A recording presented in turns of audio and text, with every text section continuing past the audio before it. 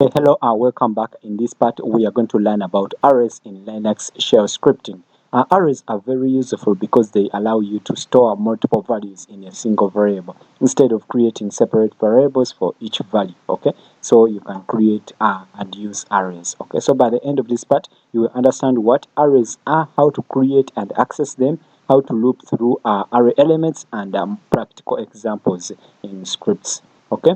So an array is a variable that can hold multiple values, each identified by an index number. Okay, an index starts at 0. Okay, so indexing starts at 0, and you can store numbers, strings, or even command output in arrays. Okay, so for example, let us inside here, let us create our file. We are going to use nano editor. Inside our terminal, we are going to call it shell dot sh, like that. Okay, we are going to name our file shell.sh.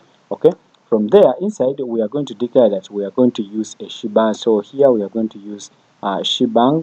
Okay, so shebang, then slash bin, then slash bash, like that.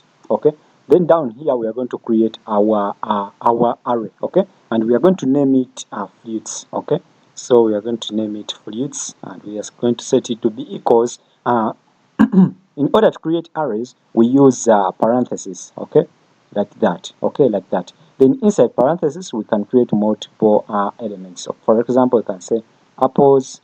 Okay, from there we have let us create another one. This one is going to be called banana, like that, and another one is going to be called orange. Okay, orange, like that. Okay, but inside the code, like that.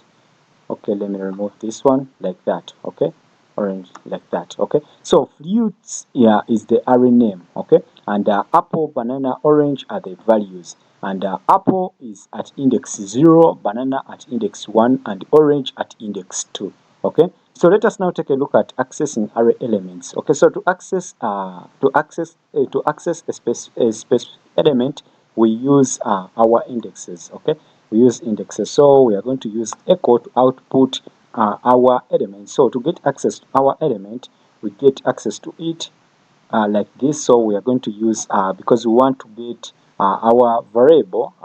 So we are going to use the $sign, and it is going to be called flute. Okay, but inside here we are also going to try to access our element, not the flute itself. Okay, so we are going to use curly brackets. Then inside we can use flutes. We can call flutes. Our flutes are variable, but we want to access the element at index 0, like that. Okay, like that. So from there, if we save and then we exit, just press Ctrl S to save and Ctrl X to exit, and then we add the execute permission to our shell.sh file. So we use chmod.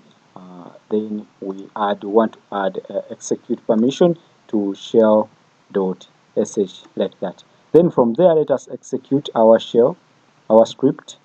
Okay, like that. Okay, as you can see, we get apples, like that. As you can see, we get apples. So this prints apple, and to access all elements in our array, we just use the @ okay, the @ symbol. Okay, so we can go back nano, and then we can just come here, and then instead of adding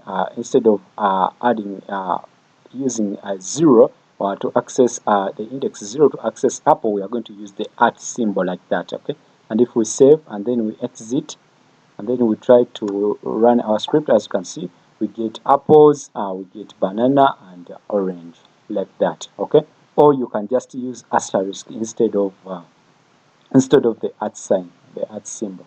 Okay, so we can use asterisk, like that. We save and then we try to run, like that. As you can see, we get the same output. Okay, so both @ and the asterisk display all elements but behave slightly different in loops and quoting. Okay, so you can add or modify elements at any index. Okay, so for example, let us go back.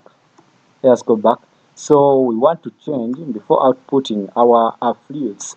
We want let us change apples to mango. Okay, apples to mango. So here we have apples. Let us change apples to mango. So we do it this way.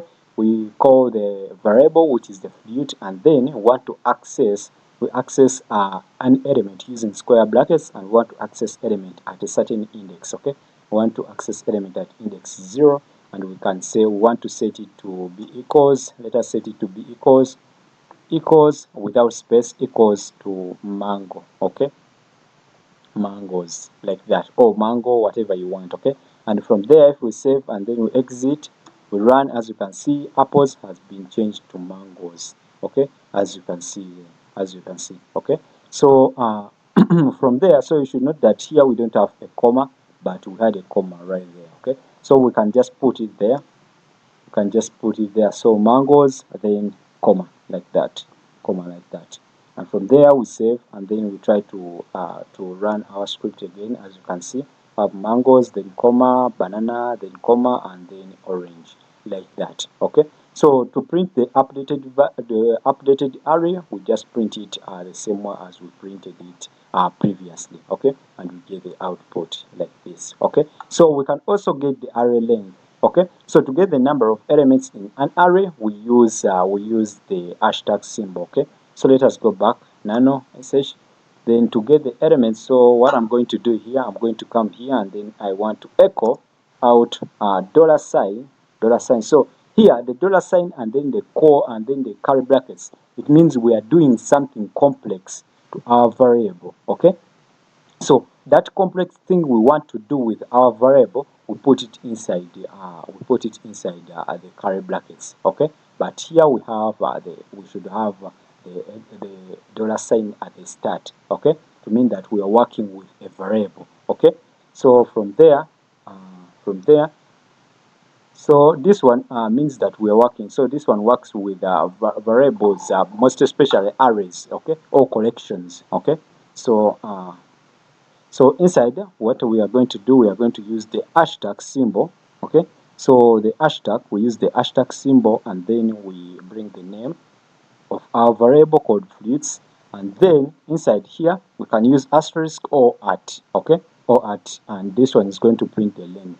Okay, so like that, at symbol, like that. Okay, so this one hashtag gives us the number of all the lengths. Okay, the number of elements. Okay, so if we save and then we exit, and then we try to run our script, we get 3. Okay, because we have 3 elements. Okay, so to get the length of a specific element, or the characters of a specific element, you can do it this way. So inside here we can get, okay, so instead of getting all elements, let us get element at index 0, and we want to get the characters. Okay, the number of characters. So before accessing the element, we add the hashtag like that. Okay, and this one is going to give us the length of that element. Okay, the number of characters. So as you can see, so mangoes has 7 characters. Let us go and check.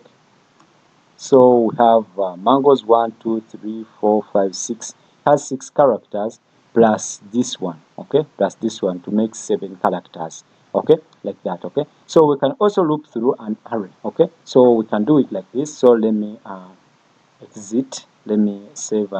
Before saving and exiting, let us go down here and we try to loop through. Okay, so we are going to use a for loop. Okay, so for the name of our of a single flute in the flutes. Okay, so in for a single flute in where, in, okay, in dollar sign, then curly brackets, then inside here we want to get all our flutes. Okay, flutes,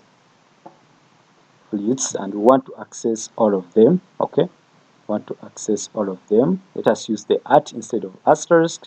Then from there, we want to, what do we want to do with each flute? Okay, so what we want to do, so we want to echo out each flute. Okay, so we want to echo out each flute, but we want to echo out with some text. We can say I like then the name of the flute, okay, and we can use it, like get access to it like that, use it inside our quotes like this, okay. So I think you know this one, okay. So here we'll get access to our flute, which is this variable here, okay. So from there,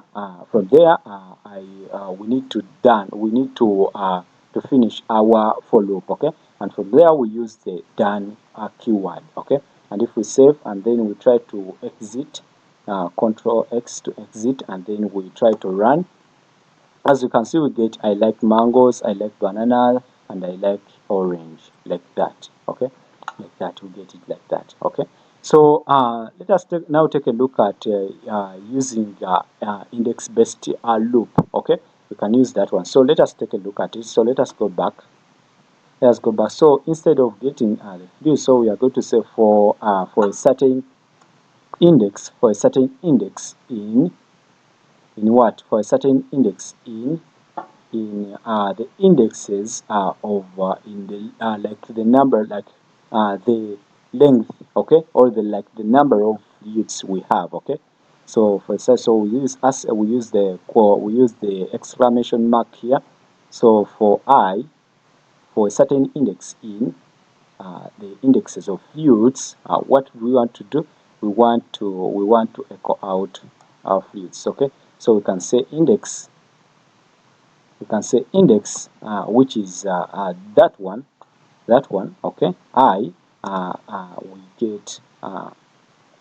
We want to get a certain flute, so we can get our flute, so flutes, and then we want to get our flute at that index, okay. So from there we try to save, and then we try to exit, and then we try to run our shell. As you can see, we get index 0, we have mangoes. At index 1 we have banana, at index 2 we have orange, okay. And this prints both the index and the element, okay. So we can also let us now take a look at how we can store the output of a command in an array, okay. So let us take a look at how we can do it, okay. So we can take a look, let us go inside, and inside allow me to delete everything apart from our flute, okay. So let me delete everything, okay.